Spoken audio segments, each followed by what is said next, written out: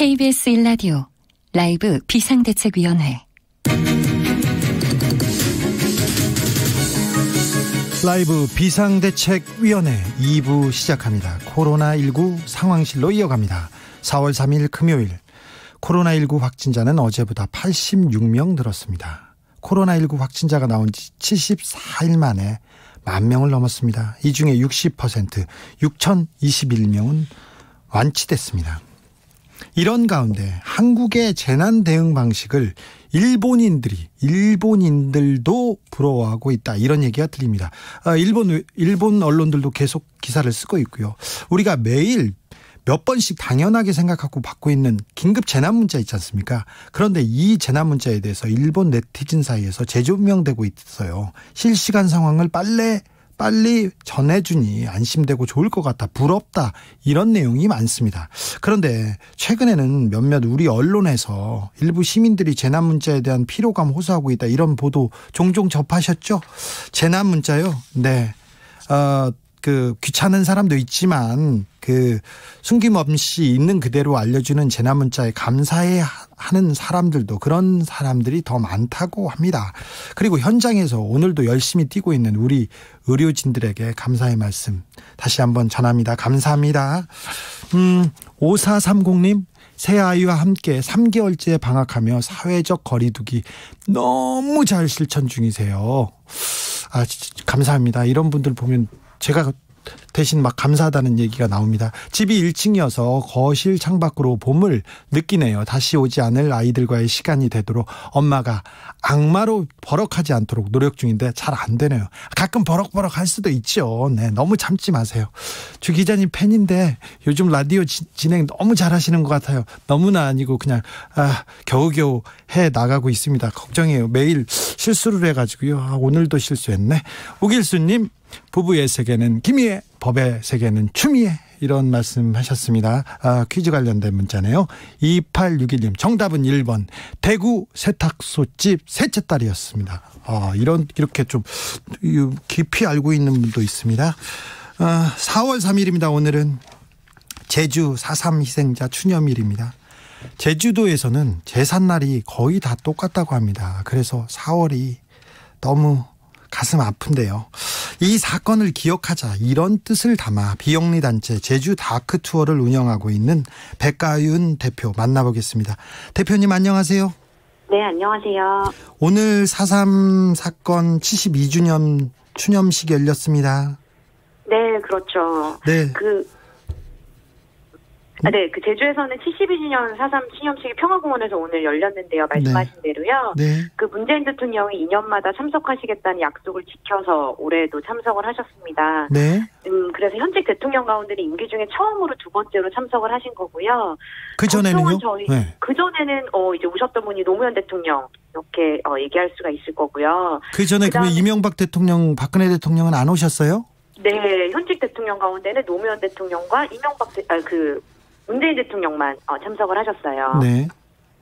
보통은 저희가 이런 추념식 열리면 15,000명 가까이 사람들이 모이는데, 네. 오늘은 이제 아무래도 코로나 영향 때문에 한 150분 정도만 참석을 하셨고, 예. 근데 대신에 도민들은 10시가 되면은 전 도에 이렇게 사이렌이 울리거든요. 예. 그래서 그거 들으면서 각자 계신 곳에서 또 추모의 마음을 함께 나눴습니다. 제삿날이 거의 똑같다는 제주 도민들, 그래서 너무 마음이 아팠어요. 제주 네네. 도민들은 4.3을 어떻게 추모합니까? 저희는 아까 말씀드린 대로 직장 등에서 이제 같이 10시에 같이 추모의 마음을 전하기도 했고요. 보통은 저희가 유족회에서는 이제 행방불명인 희생자분들은 4.3 평화공원에 있는 그 행방불명인 표적이 있는 곳이 바로 또 시신을 찾지 못한 분들이기 때문에 그곳이 사실은 무덤이라고 볼 수가 있는데요. 거기에 가서 각자 유족들이 제를 지내시기도 하고요. 또 각자의 집에서, 각자의 마을에서 또 추념하는 행사를 진행하기도 합니다. 조나단 리님도 이런 문자 주셨는데, 4월은 잔인한 달, T.S. 엘리엇의 한 19절이었는데, 제주도 도민들은 학교 다닐 때 친구들이나 주변 사람들 중에 이렇게 4.3의 희생자나 희생자 가족을 만나게 됩니까? 쉽게? 굉장히 쉽게 만날 수 있죠. 당시에 4.3 희생자 제주도 인구가 30만 명이었는데 그중에 10분의 1인 3만 명 정도가 목숨을 잃었다고 기록이 되어 있기 때문에 네. 제주도는 한 달이 건너면 다 희생자를 만날 수 있는 구조다라고 말씀드릴 수 있을 것 같습니다. 그러면 주변 친한 친구나 친척들 중에도 그런 사연을 가지고 있는 사람이 되게 많겠네요. 그렇죠. 그렇지만 또 오랜 기간 동안 4.3이 또 금기의 역사였기 때문에 네. 실제로 가족들이나 친한 친구분들 중에 4.3의 희생자가 있다 하더라도 오랫동안 모르고 있거나 말하지 않고 있다가 2000년도 특별법이 제정된 이후에야 자기가 4.3 희생자 가족이라는 걸 알게 되었다고 말씀하시는 분들도 굉장히 많이 있습니다. 그전에는 말하면 빨갱이라고 하고 그렇죠. 손가락질 당하고 혹시 불이익이 네네. 있을까 봐 그렇죠. 그렇죠. 절대 말하지 못했던 또 그 금기의 역사가 있죠. 네. 그런데 이 제주 4.3을 알리고 기억해야 된다 이러면서 지금 제주 다크투어라는 비영리 단체를 만드셨다고요? 네네. 어떤 활동하고 계십니까? 이름은 좀 여행사 같죠. 근데 여행사는 아니고 아니요. 사단법인으로 활동하고 있고요. 여행사 같지 않나요? 여행사 아닙니까? 네, 여행사가 아닙니다. 아니 저는 무슨 여행사에 다크 이렇게 좀 어둡게 졌나 이랬어요. 그쵸. 예, 네. 여행사라기보다는 저희는 4.3을 조금 다양한 분들이 또 좀 가깝게 접근하실 수 있으면 좋겠다라는 생각으로 이렇게 이름을 지었고요. 이름에서 아시는 것처럼 당연히 4.3 유적지 기행하는 사업들을 주로 하고 있지만 예. 알려지지 않은 유적지를 기록하는 사업도 하고 있고요. 예. 또 4.3에 대한 미국 책임을 묻거나 다른 나라에 알리는 국제연대 사업뿐만이 아니라 또 다른 나라에서 일어나는 사건과 비슷한 국가폭력 피해자들한테 연대하는 활동들도 같이 하고 있습니다. 다른 활동도 많네요. 외국에서 네, 그렇죠. 외국에서 홀로코스트 지역이나 조금 역사적으로 아픔이 있는 지역은 다크 투어를 하는 경우도 종종 있었습니다. 그러니까 네네. 그런 것처럼 그런 사례를 참고해서 그런 기행이나 여행 프로그램도 만들고 그렇습니까? 네네, 그런 것도 있고, 이미 예전에 저희 제주도에 계시는 시민단체 분들이 다크투어라는 이름은 아니었지만, 4.3 관련된 프로그램들을 굉장히 많이 만드셨어요. 네.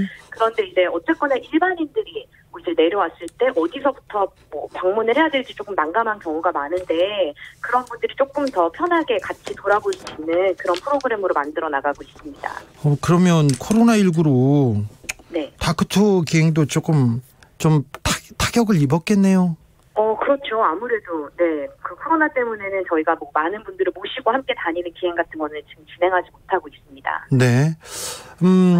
그러면 다크 투어는 지금 어떤 쪽으로 지금 활동하고 계시나요?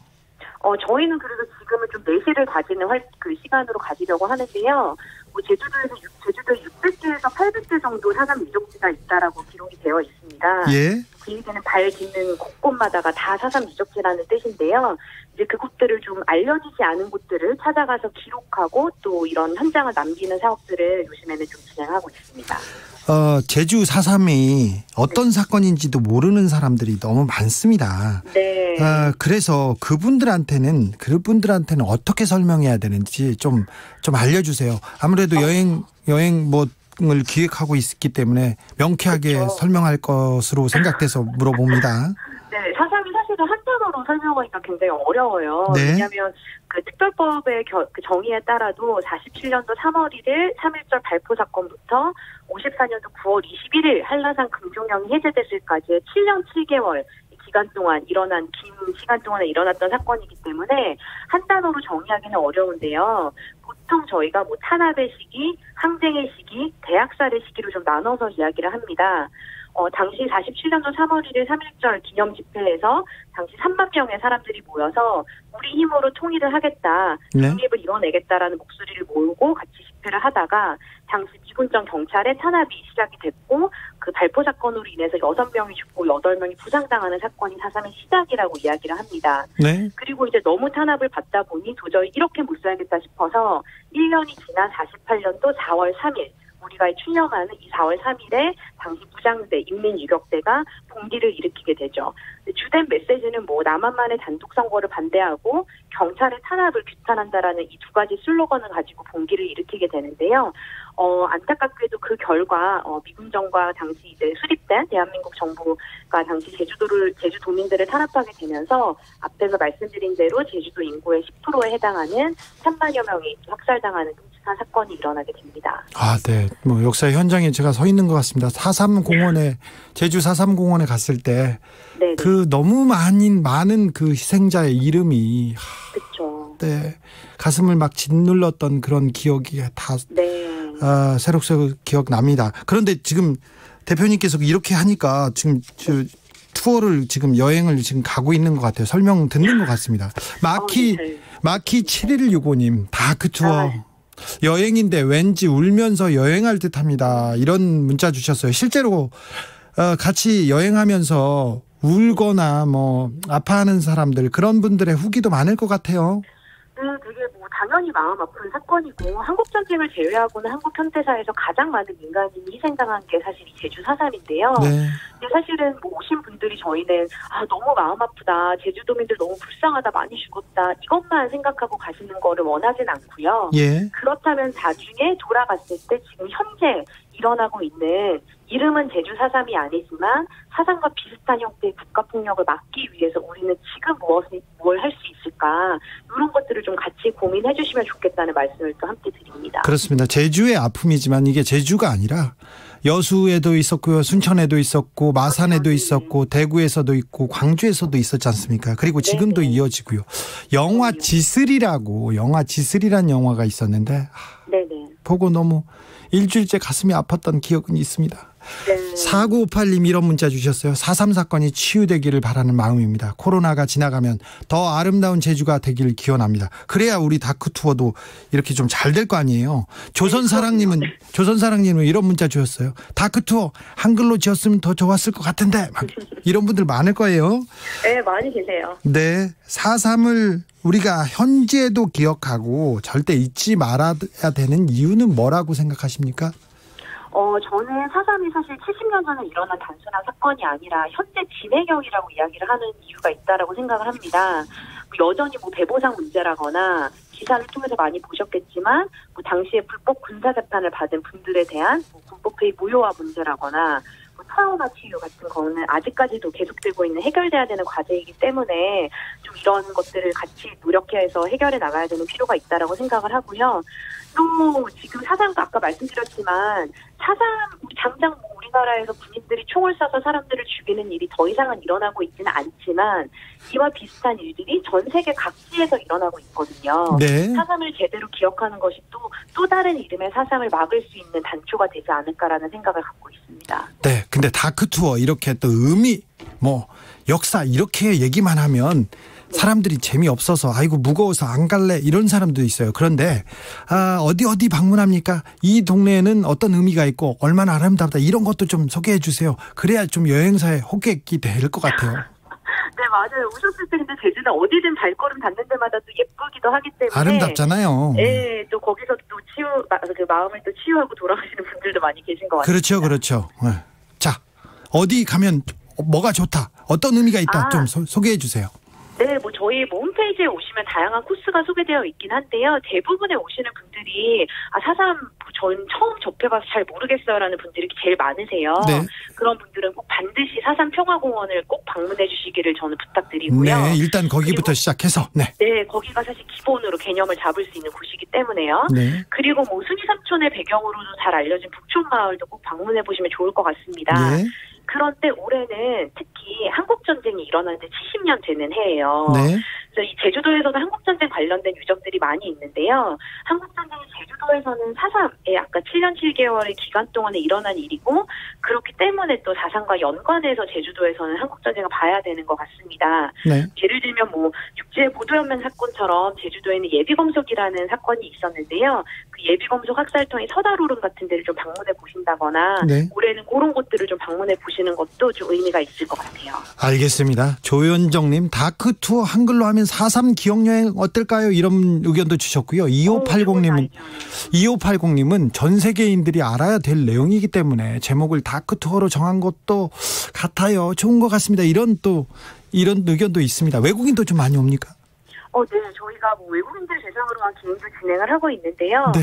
당연히 이런 사건 처음 들어봤다라고 하시는 분들이 제일 많고요. 네. 다만 또 아시아 지역에서 온 친구들 같은 경우는 자기네 나라의 상황과 비교해서 이 4.3을 같이 연결해서 보기도 하는 것 같아요. 알겠습니다. 네.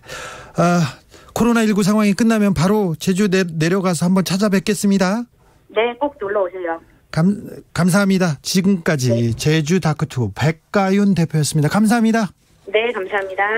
라디오 정보센터로 가겠습니다. 정한나 씨.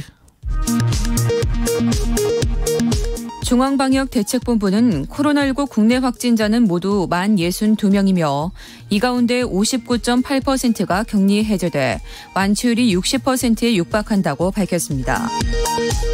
국내 코로나19 확진자 만 62명 중 해외 유입 환자는 647명으로 이 가운데 절반 이상이 유럽을 다녀온 것으로 조사됐습니다. 문재인 대통령은 4.3의 해결은 결코 정치와 이념의 문제가 아니며 이웃의 아픔과 공감하고 사람을 존중하는 지극히 상식적이고 인간적인 태도의 문제라며 4.3 특별법 개정을 국회에 요청했습니다. 더불어민주당 이인영 원내대표가 20대 국회 중에 제주 4.3 특별법 개정안을 반드시 통과시키겠다며 4.15 총선이 끝난 뒤 특별법을 개정하자고 미래통합당에 제안했습니다.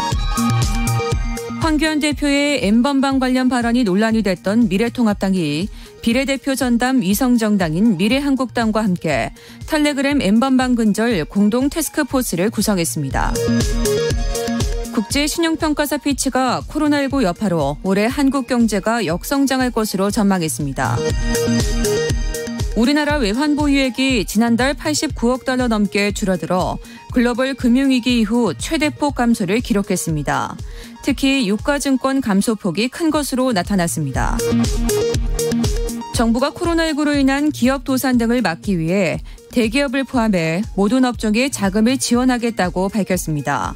다만 대기업은 정부 지원에 앞서 시장에서 조달하는 편이 유리할 것이라고 설명했습니다. 코로나19 자가격리 조치 위반자에 대한 강화된 처벌 조항이 모레 시행되는 가운데 경찰은 보건당국의 고발 전이라도 자가격리 위반 사실이 확인될 경우 적극 수사에 나설 방침입니다. 지금까지 정보센터 뉴스였습니다. 김우성님, 4.3 평화공원 꼭 가볼 만한 곳입니다. 제주에서 명소만 다니지 마시고 항목 유적지도 가볼 만합니다. 4.3 평화공원 굉장히 아름답습니다. 아름다워서 조금 더 슬펐어요. 이경희님, 다시는 이런 비극이 없어야 합니다. 네, 그러고 말고요. 5500님, 6시 내 고향 지금 고창 장어 주문하려고 하는데 연락처 주시면 감사하겠습니다. 죄송합니다. 여기는 KBS 1라디오예요. 그리고 방송국에 문자 해가지고 연락처 줘 이렇게 하시는구나. 네, 죄송합니다. 잘못 오셨어요. 6762님, 주기자님 집에 좀 갑시다. 주기자가 진행은 좀 어설픈 것 같은데 중독이 됩니다. 그래서 차에서 계속 청취하네요. 조금만 더 듣다가 가세요. 네.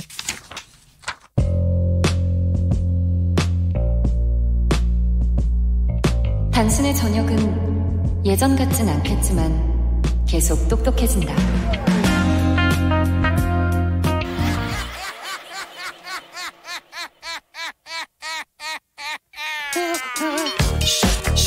오늘 비데이 기자실에선 어떤 소리가 날까요? 들어보시죠. 기자들의 수다. 라이브 비데이 기자실을 찾은 오늘의 기자는 미디어 오늘의 정철훈 기자입니다. 기다렸습니다. 안녕하세요. 네, 안녕하세요. 네, 오늘 어떤 내용입니까? 채널A 이동재 기자 건이 지금 가장 핫해가지고요. 네네. 그래서 알고 싶었어요. 그래서 내가 정철훈 기자한테 물어보고 싶어요. 네. 특별히 검찰과 언론의 유착관계, 지금까지 많은 비판이 있었으나 한 번도 제대로 진상이 밝혀지고 반성하고 사과하는 것도 보지 못했어요. 근데 이번에 채널A 이동재 기자, 이건 뭐 윤리가 있는지 없는지 그냥 마구 선을 넘어가더라고요. 네. 지금 공개된 내용만으로 한번 얼마나 선을 넘었던 것인지 한번 확인을 해보면, 네? 일단 이분이 여러 차례 편지를 보냅니다. 이철 씨한테. 원래 기자들이 중요 취재원, 기사를 쓰고 싶다. 그래서 공을 드립니다. 그래서 공을 드리고 뭐라도 빼줄 것처럼, 뭐라도 할 것처럼 얘기할 수는 있어요. 그런데 선을 한참 넘지요? 편지 보낸 적 있으세요? 저도 감옥에 편지 보냈는데 저는 감옥에서 편지를 많이 받습니다.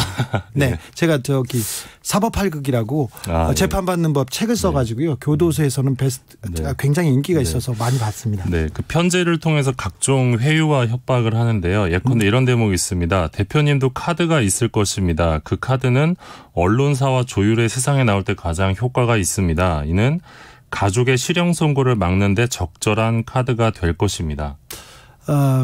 그 앞에 부분은 괜찮은데 가족 거기에서 걸립니다. 네. 겁을 주기도 하는데요. 네. 대표님은 7순이 돼서 출소하실 수밖에 없습니다. 이분이 14년 6개월형인데 네. 14년 6개월이면 유시민 전 장관은 거의 8순이 되겠네요. 대표님 덕분에 돈도 벌고 세상에 하고 싶은 소리는 다 하고 잘 살겠죠. 혐의에 비해 턱없이 높은 형량을 대표님 혼자 짊어지는 건 가혹합니다. 여기에 가족까지 처벌을 받게 되면 집안을 완전히 망가뜨리는 게 되겠죠. 일단 그러니까 이 대표님 때문에 유시민 이사장이 돈을 벌었습니까? 그건 이제 확인을 해봐야 되는 대목인데 유 이사장은 이제 강연비만 받았다고 주장을 했죠. 그리고 다른 연루설은 없지요? 그리고 가족이 이 문제와 이 그 범행에 관련이 돼 있습니까? 좀 확인을 해봐야겠죠, 그 부분도. 아직 드러나지 않았고 이동재 기자도 모르는 거죠. 네. 근데 일단 편지를 그렇게 썼습니다. 그리고 이제 주목할 부분이 이제 검언유착 논란 부분인데 네. 자신의 능력을 과시하는 대목이 있습니다. 네. 이 기자가 전년 단연간의 검찰 취재로 검찰 고위층 간부와 직접 컨택할 수 있습니다. 네. 이런 대목이 여기는 있고요. 뭐 그럴 수도 있다고 봐요. 그런데요. 그리고 이제 그 이철 측 대리인과 만난 자리에서 보면 이렇게 하면 실형을 막을 수 있어요. 가족은 살릴 수 있어요. 가족을 어떻게 살릴 것이냐 그 부분은 이제 잘 조율을 해야죠. 뭐 검찰과 조율하겠다는 얘기죠. 가족을 계속 얘기하는데. 예, 맞습니다. 네. 이런 거를 편지다 써요? 방금 말한 부분은 이제 녹취록입니다. 그 대리인하고 만났을 때의 그 녹음 내용이고요. 그리고요. 네. 그래서 이제 MBC가 관련된 내용을 이제 보도를 하고 있죠. 보도를 하면서 이 채널A 기자가 검사장과 나눈 통화 내용이다 이러면서 이 검사장이 말한 부분을 이철 측 대리인에게 읽어줬다 이렇게 보도를 하기도 하는데요. 그 내용이 뭡니까? 그 내용을 보면 검사장이 채널A 기자한테 이렇게 얘기를 합니다. 네. 얘기를 들어봐. 그리고 다시 나한테 알려줘. 예. 수사팀에 그런 입장을 전달해 줄 수 있어. 수사를 막는 게 아니라 오히려 양쪽에 도움이 되는 거니까. 네. 이런 대목이 등장을 하는 거예요. 그러니까 검사장이 이 얘기를 했다는 거죠? 네. 이 얘기를 했다고 MBC에서 보도했죠? 예, 그 얘기를 했다고 채널A 기자가 그 이철 측 대리인한테 읽어준 거죠. 읽어줬어요? 네. 녹취록을? 네네네. 녹취 내용을 들려주는 건 아니고요? 예, 그리고 MBC 보도에 따르면 유시민을 치면 검찰에서도 좋아할 거예요. 이렇게 채널A 기자가 또 이야기를 합니다. 네. 계속 쳐요. 네. 네. 그래서 좀 요약을 해보면 네. 일단 내가 검찰 측에 이야기를 잘 해줄 수 있다. 뭐 이런 부분을 강조하면서 가족 얘기를 계속 그렇죠. 합니다. 네. 네. 그리고 편지를 보면 자기가 이제 로비스트가 아니라고 주장을 해요. 네. 그런 부분을 보면 말하는 걸 보면 로비스트처럼 변호사 사무장 아니죠. 저기 검찰의 하수인처럼 얘기하는데요. 예, 그러니까 로비스트가 아니라고 주장하면서도 검찰 고위층에게 대표님의 진정성을 설명해 줄 수 있다 이런 주장을 또 하면서 그러니까 사실상 그런 역할을 보여주죠. 그래서 이 부분에 대해서 지금 비판이 되게 많은데 일단은 내가 검찰에 아는 사람이 있어서 뭔가 해줄 수 있다라고 이야기한 부분 그리고 취재원과 만남에서 검사와의 대화 내용이라면서 녹음 내용을 밝힌 것 이런 부분들이 좀 상식적인 취재 기법을 벗어났다 이런 지적이 일단 대부분이고요. 저기 미디어 오늘에서 계속해서 기자들이나 언론 취재했는데 이렇게 조금 거칠게 선을 넘어가는 경우 좀 봅니까? 예, 저희가 법조 출입했던 기자들한테도 좀 물어봤는데 이런 경우는 거의 없다. 그리고 사실 취재원에게 무언가를 이끌어내려면 어떤 진정성을 보여주면서 설득을 해야 되는데 이거는 정상적인 취재원 설득 방식도 아니다.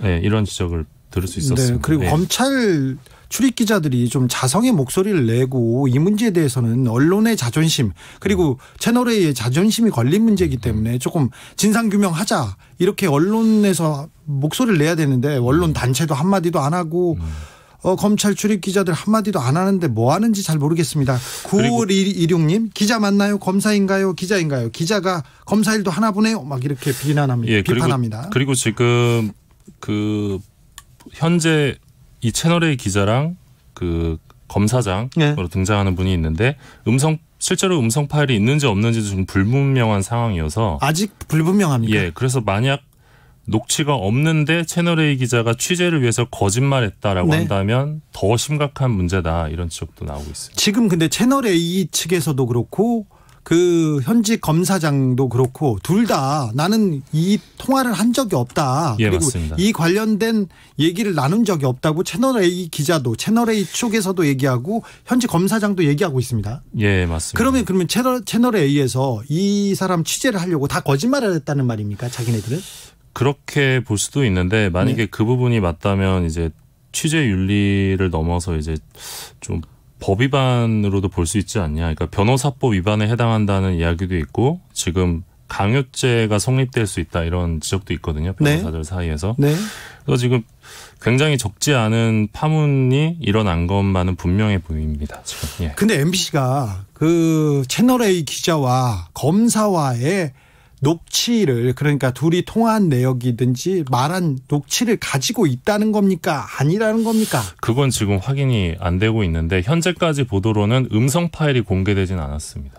가지고 있으니까 이거 보도했겠죠. 안 가지고 이렇게 확신을 갖고 보도하기가 좀 어려운 거 아닌가요? 예, 그래서 지금 명백하게 채널A 기자의 행위를 네. 뭐 검언유착으로 판단하기는 어렵다는 지적도 있는데요. 왜냐하면 이철 씨 측 대리인과 채널A 기자 사이에 이 전체 녹취 파일을 지금 확인하지 못했기 때문입니다. 그러니까 현재로서는 MBC가 구성한 보도 프레임 속에서 지금 사건을 볼 수밖에 없고 MBC가 취사 선택한 부분만 볼 수밖에 없는 상황이라서 녹취록 전체를 보고 나서 이 사안을 판단해도 늦지 않다 이런 지적도 있습니다. 일단 채널A가 네. 언론의 윤리는 심각하게 현격하게 위반했습니다. 예, 보도 내용만 보면 그렇습니다. 네, 그리고 네. 언론이 검찰 앞에서 검찰 편에서 뭔가를 활동도 했습니다. 근데 지금 언론과 검찰과의 관계는 조금 더 지켜봐야 된다. 조심스럽게 지켜봐야 된다는 얘기인가요? 예, 지금 이제 대검에서 MBC랑 채널A 쪽에 녹음 파일하고 촬영물 자료 제출해달라고 이제 어제 협조 공문을 보낸 걸로 알려졌는데요. 네. 조금 그리고 이제 채널A 쪽에서도 이번 주 중에 진상조사 결과를 내놓을 거란 얘기가 좀 있습니다. 네. 그래서 그런 부분들까지 좀 지켜보고 판단해도 늦지 않을 것으로 보이는데 현재 이제 이 채널A 기자가 보냈던 편지 내용 그리고 MBC 보도 내용만으로 봤을 때는 취재 윤리 위반이 명백한 상황이기는 합니다. 예, 네, 그렇습니다. 언론과 검찰의 유착 지금껏 그 검은 유착이 너무 많았어요. 그래서 검찰이 무리수를 둘 때마다 언론이 나팔수가 되어지고 그리고 검찰 앞에서 그 대신 상대방을 그 기자들은 조진다 이런 단어를 쓰는데 이렇게 그 비난하고 비판해서 재판을 받기 전에 사법 절차를 당하기 전에 이미 여론 재판이 끝나버리는 경우가 너무 많았습니다. 논두렁 시계 사건 때 노무현 대통령 논두렁 시계 사건 때 SBS에서 논두렁에 버렸다 이렇게 해서 그 엄청난 비난을 일게 만들었지 않습니까? 그리고 조국 장관 사건 때도 언론한테 단독 기사를 검찰이 계속 뿌려주면서 조국 장관의 혐의가 드러나기도 전에 이미 그렇게 비난의 화살을 쏘아버리는 그런 경우가 있었기 때문에 이 문제에 대해서도 그리고 사실 이번 논란 같은 경우는 뭐 채널A가 좀 자초한 측면도 있는데 지금까지 이제 채널A가 썼던 각종 보도들이 지나치게 정파적이고 특정 이해관계 편향적이었다 이런 지적들을 받아왔거든요. 그렇기 때문에 이번 건으로 이제 검언유착이 있었던 것 아니냐라는 주장이 힘을 받을 수밖에 없는 상황이 아닌가. 그래서 검찰도 자기 명예를 회복하기 위해서 이 사건을 신속하게 정확하게 좀 수사했으면 좋겠어요. 검찰 말이 맞다면 한 나마스테님이 이런 문자였습니다. 채널A가 한동훈 검사를 팔았는데 한동훈 검사는 가만히 있으면 안 되겠네요. 한편 아니라면서요. 검찰에서 수사를 해서 한동훈 검사의 명예도 회복해줘야 됩니다. 이 부분 두둥실님, 기자 검사도 문제지만 이렇게 마음에 안 드는 인물 잡으려고 공작하는 행태가 진짜 문제인 건지 슬프고 무서운 일입니다. 이런 의견도 주셨고요. 3699님, 검찰과 언론 어떤 관계였는지 비대위 대장님께서 차후 방송 계속 부탁드립니다. 예. 비대위원장인데 대장은 아니고요. 네. 차후에도 저희가 이 문제 끝까지 보도해드리고 알려드리겠습니다. 아무튼 지금 4월 1일이 이 동아일보 100주년이었는데요. 네. 100주년에 맞춰서 이런 악재가 좀 터져서 그 내부 분위기는 굉장히 안 좋은 걸로 알려졌는데. 네, 동아일보의 현실을 보여주는 기사였기 때문에 저는 의미가 있다고 합니다. 예, 지금 쟁점은 이제 이 사건이 채널A의 그 재승인 심사에 영향을 줄 것이냐. 이게 또 하나 쟁점으로 떠올랐습니다. 어떻게 보세요?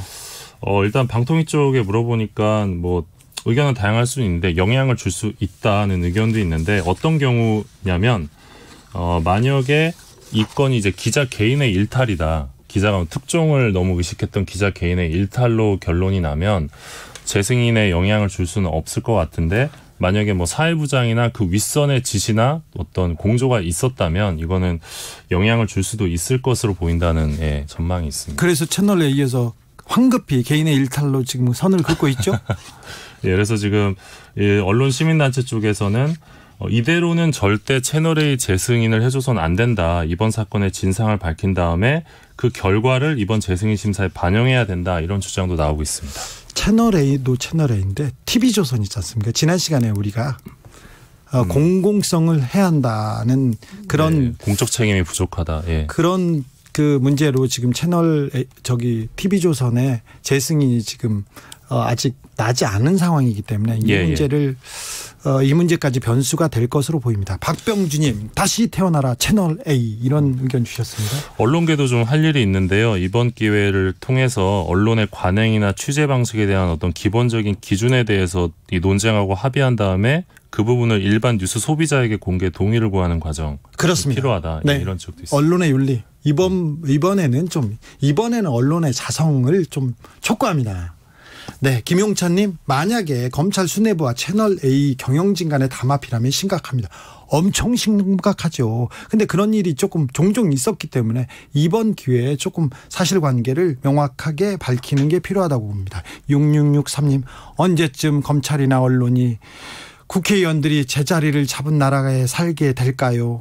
국민이 두 눈을 크게 뜨고 바로 잡아야 합니다. 네, 그렇습니다. 국민이 눈을 뜨고 있어야 검찰도 함부로 가지 못하고요. 국회의원들도 함부로 가지 못합니다. 무엇보다도 언론이 제멋대로 가지 않습니다. 네, 여기까지 할까요? 네. 기자들의 수다, 지금까지 미디어 오늘의 정철훈 기자였습니다. 고맙습니다. 감사합니다.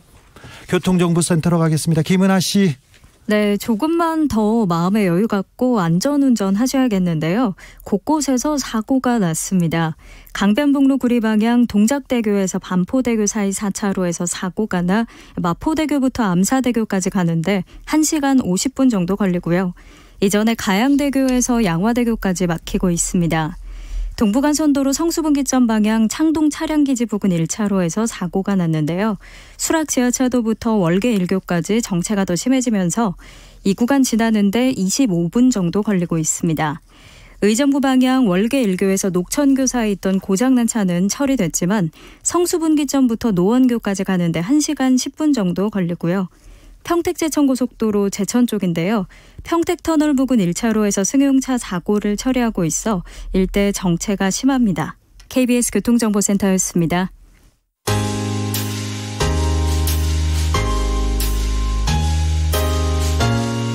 당신의 퇴근길, 야근길, 학교길, 정처 없이 걷는 길, 그 모든 길에 변함없이 함께합니다.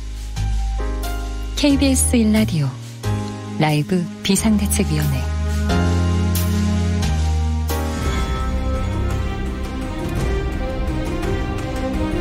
오늘 후보자들의 모습이 내일 총선의 결과로 나타난다. 의석을 지키기 위한 국회의원들의 이야기, 지금부터 시작합니다. 2020 의석 전쟁. 비장하고 비장하게 최영일 평론가 오셨습니다. 안녕하세요. 네. 비장하죠? 네, 알겠습니다. 완전 비장합니다. 엄청 비장하네요. 네. 본격적인 이야기 들어가기 전에 네. 총선 4.15 총선 비례대표 투표용지 말이 많네요. 네, 말이 많네요. 네. 야, 이게 뭐 여러 가지 얘기가 있습니다. 지난주에도 숙제를 주셨어요. 네. 도대체 똑같이 의석이 한석인 정당이 이렇게 많은데 네. 기호는 어떻게 정해집니까? 그래서 어떻게 정하지? 그랬는데 이게 룰이 있더라고요. 네. 자, 일단은 비례용지는 역대 최장 가장 깁니다. 48.1cm. 37번까지 정당이 있는데요. 1, 2번이 없잖아요. 네. 우리가 알다시피 더불어민주당 그리고 미래통합당이 빠져 있습니다. 이런 선거도 있네요. 네, 비례대표를 안 냈어요. 그래서 3번 민생당 붙어 있는데 네. 자, 먼저 원내 정당이 위로 올라가는데 의석수가 많은 정당부터 기호를 주는 거예요. 그리고 같으면요. 네, 쭉 가다가 같은 의석이 1111인 이제 정당들이 있는데 먼저 지난 총선에 나왔던 정당들은 지난 총선에서의 득표율을 기준으로 득표가 높았던 정당부터 윗 기호를 줍니다. 그리고요. 그래서 한석이 민중당이 받았고 한국경제당이 받았어요. 네. 한국경제당이 지난번에는 원외 정당으로 나왔지만 이번엔 이은재 의원이 가서 일석 있는 원내 정당으로 총선을 치르게 됐고요. 네. 그다음에 신생 정당들인데 국회의원들이 한 명씩 한 정당들 있잖아요. 네. 추첨으로 정했습니다. 추첨입니다. 민주적이죠. 네, 그래서 12번까지고 네. 13번 이후가 다 원외 정당인데 네. 원외 정당으로는 간단하네요. 가나다 순으로 쫙.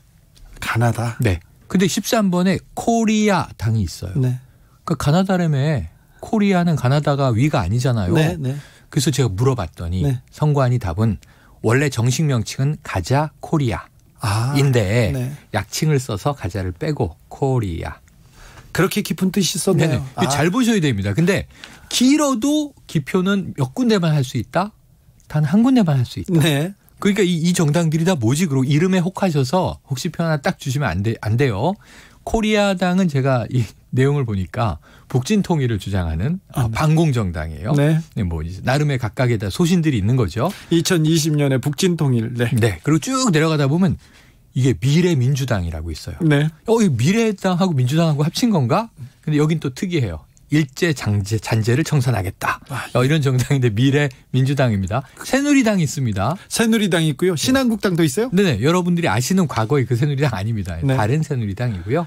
뭐 이름 국가혁명 배당금당. 네. 허경영 총재 정당이 또 등장했어요. 네. 여기는 151석 과반을 얻게 되면 국민 1인당 그냥 1억 주겠대요. 네. 지난번에는 그쪽 당에서 제가 당 이름도 당 이름을 지어줬나요? 네, 당 이름 얘기 안 하겠습니다. 예. 자기가 그 대통령이 되겠다고. 대통령 되면 국회의원 전원 구속. 맞아요. 네. 맞아요. 기억납니다. 네. 장관 전원 구속해서 파격적인. 네. 그래서 보면 이 남북통일당, 여성의당, 자영업당, 충청의 미래당 등등 해서 네. 37번까지 있는데 하나만 고르실 수 있고요. 지금 말씀드린 건 지역구 후보를 찍으시는 하얀색 투표지 말고 녹색으로 돼 있는 긴 투표지가 제목이래요. 21대 비례대표 국회의원 투표용지를 말씀드린 겁니다. 어지럽당. 어지럽당. 그 전에 그러니까 좀 살펴보셔야 되겠어요. 네. 선거관리위원회 저기 홈페이지에 가보거나 맞아요. 아니면 집으로 이렇게 홍보물이 오죠. 홍보물이 옵니다. 잘 읽어보고 꼼꼼하게. 네, 생각하고 가셔야 될 것 같습니다. 괜히 로고나 브랜드나 당 이름에 혹해서 찍으시면 전혀 생각한 것과 다른 내용일 수도 있어요. 네. 공식 선거운동이 어제 시작됐고요. 네. 이제 본격적인 선거운동에 접어들었습니다. 분위기 어떤가요? 분위기 지금 이제 초기니까 예. 어제 자정 그리고 오늘이 아니라 어제 자정으로 넘어올 때 현수막 위치 좋은데 잡으려고 경쟁이 치열했고요. 그렇죠. 몸싸움 치열하고요. 네. 어디에다가 또 현수막 좋은 몫이 있어요. 몫이 있어요. 네, 거기다 걸려고 눈에 잘 떼이는데. 그렇죠. 저희 동네는 몫이 좋은데 항상 이 비뇨기과 의원 현수막이 늘 걸려 있었는데 네. 어쨌든 이런 자리 네. 대목. 자, 그리고 이제 무엇보다도 선대위원장들 네. 유력 후보들은 이 0시에 무엇을 하느냐.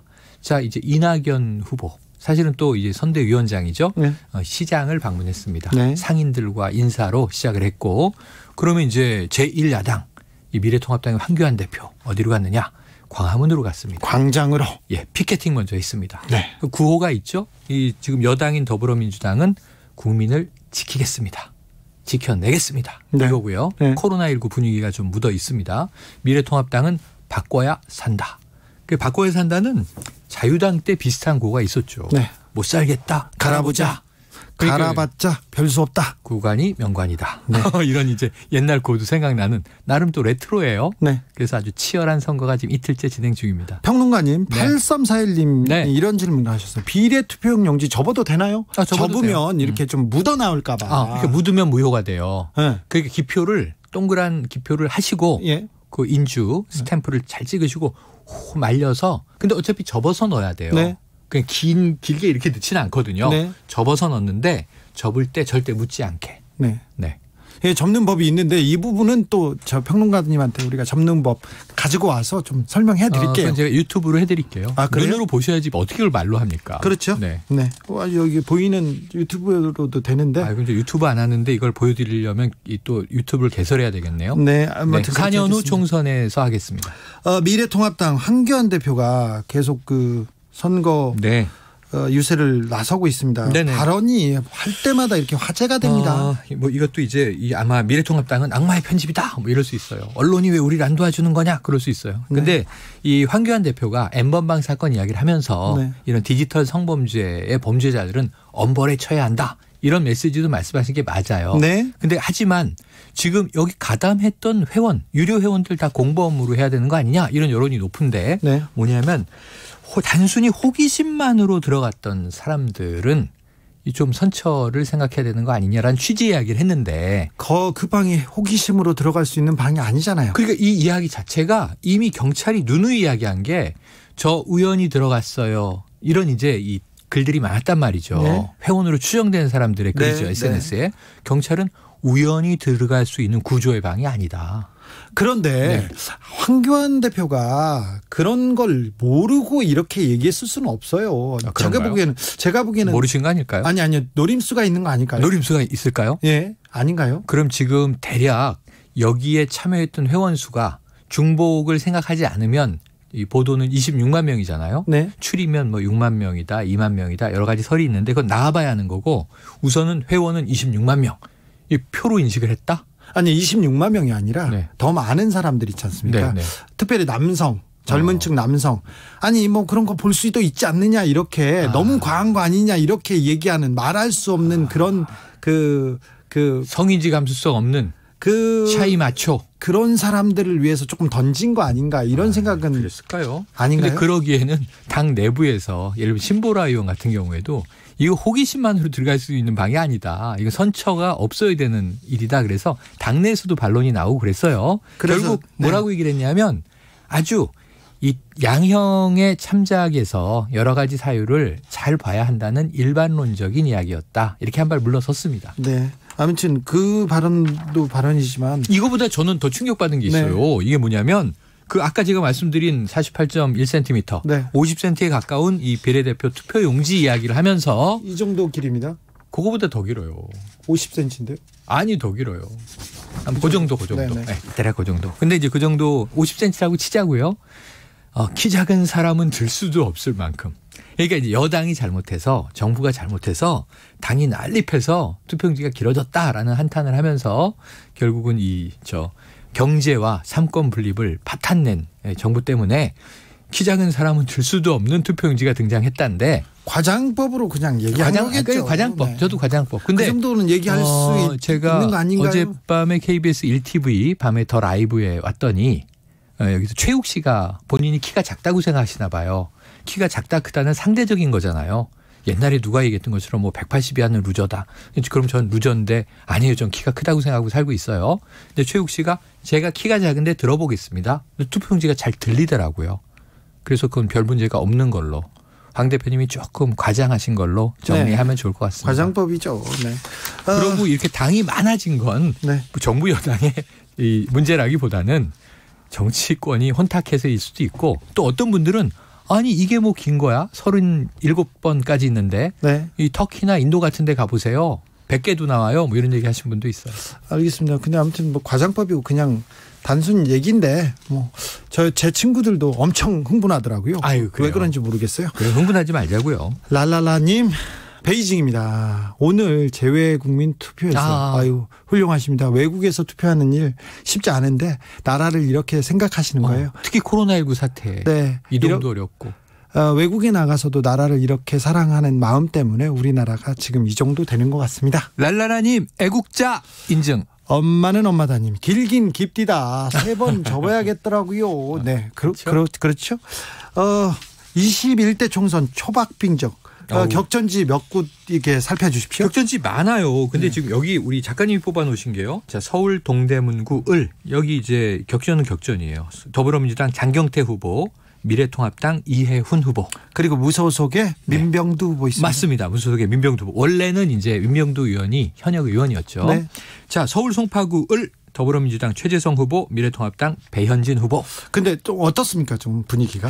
지금 분위기 박빙이에요. 박빙이에요? 박빙이에요. 송파구 을이 사실 전통적으로 그 야당 강세 지역이었지 않습니까? 그전엔 김을동 후보. 맞아요. 김을동 후보가 지역에서 오래 하셨죠. 네, 오래 하셨어요. 근데 지역에서 평판이 그다지 좋지 않으셨어요. 그때 좀 이제 막판에 이제 의원 생활 후반에 좀 여러 가지 거친 얘기들을 하셔서 구설이 있었죠. 네, 그래도 뭐 쉽게 이기셨던 곳인데 최재성 후보 어떻게 될지. 여당이 거물과 배현진. 네. 그리고 서울 광진구를 더불어민주당 고민정 후보고요. 뭐 이제 임종석 전 비서실장의 지원 유세라든가 또 양정철 이제 민주연구원장도 가서 화제가 됐는데 고민정 후보와 미래통합당 오세훈 후보가 붙는데 여기도 어쨌든 지금 약간 격차는 있어요. 그런데 이 초박빙으로 갈 것이다라는 예상들이 많이 나와서 여기도 접전입니다. 지역구도 좀 몇 군데. 근데 여기는 지금 말싸움이 거칠어졌어요. 지금. 누가요?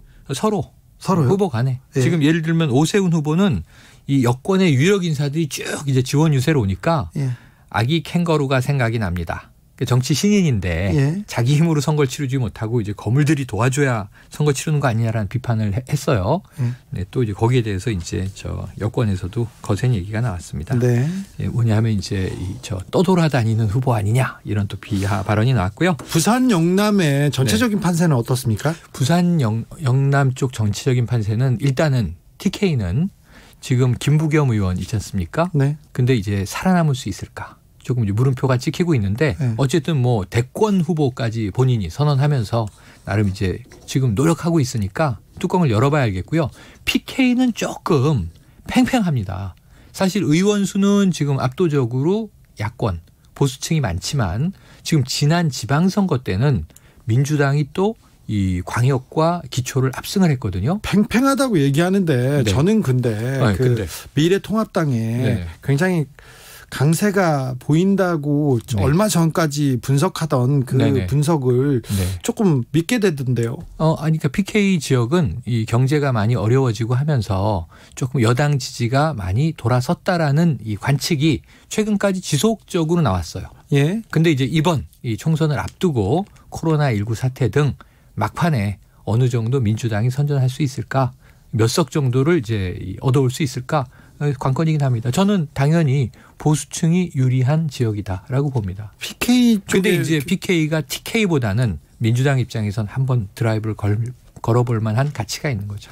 부산 경남 지역에서 경제가 어렵다고 하는데 제가 부산 경남에 가볼 때마다 다른 지역에 비해서는 낫던데. 낫다.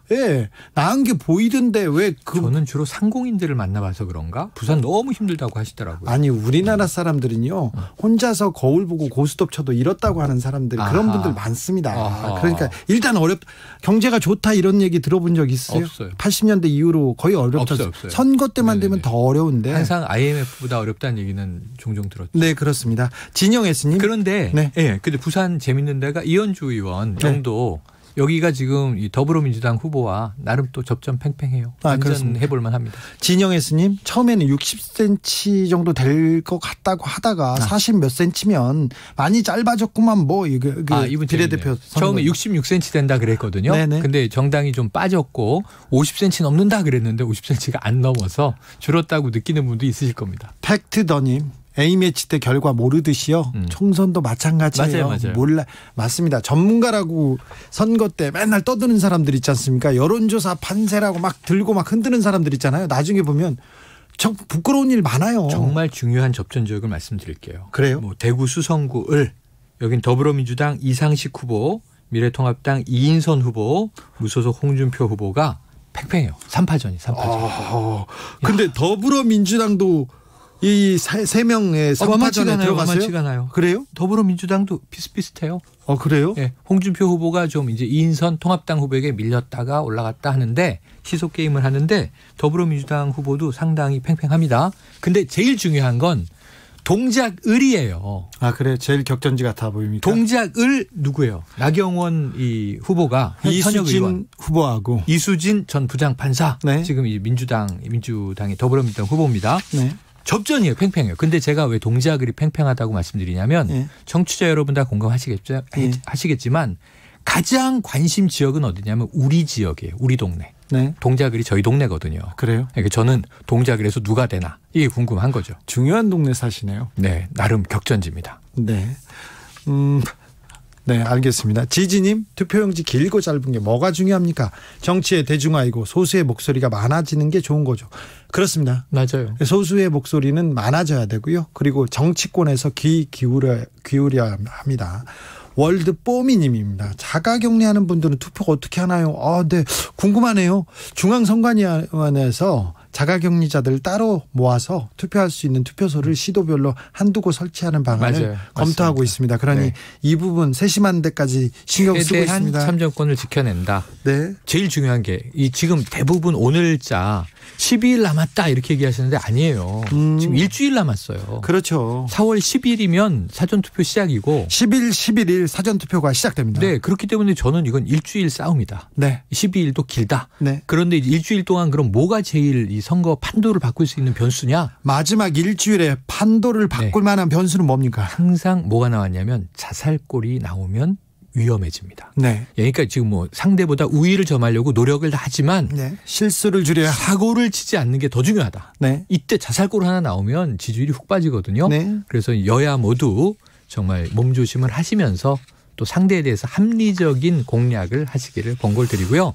예. 절대 좀 오버하시면 안 됩니다. 그런데 그런 분들 또 꼭 있잖아요. 네. 언성 높아지다 보면 네. 말실수하게 되고 네. 예를 들면 뭐 노인 비하성 발언 사실은 그런 의도가 아닌데 또 언론과 상대 당이 뾰족뾰족해져 그렇죠. 있을 때라 네. 한번 물리면 일주일 동안은 이게 바꾸기가 쉽지가 않아요. 사실 나중에는 아무것도 아니었는데 선거 때는 그 한 발언으로 한 행위를 가지고 언론이 크게 만듭니다. 또 맞습니다. 왜 언론이 그렇게 나서는지 모르겠어요. 네네네. 근데 그 정파적 목적을 위해서 크게 확대 재생산하는 네. 그런 일이 종종 있었습니다. 그러니까 최근 들어서는 이 정치가 코미디보다 웃기다 이런 얘기를 많이 듣고 있기 때문에 언론도 재미있는 소재를 뽑아내다 보니 그게 나의 이미지에 플러스가 되면 좋지만 마이너스가 되면 이 선거 망하는 겁니다. 아니 아까도 말했는데 언론은 윤리 공부부터 다시 해야 됩니다. 아까 앞전에 하셨죠. 네. 윤리 공부 시키시자고요. 언론 네. 아카데미 하나 오픈하시죠. 아니요, 저는 제가 그런 능력은 안 됩니다. 주진우 기자급에서. 아닙니다. 자, 지금까지 2020 의석전쟁 최영일 평론가와 함께했습니다. 감사합니다. 고맙습니다.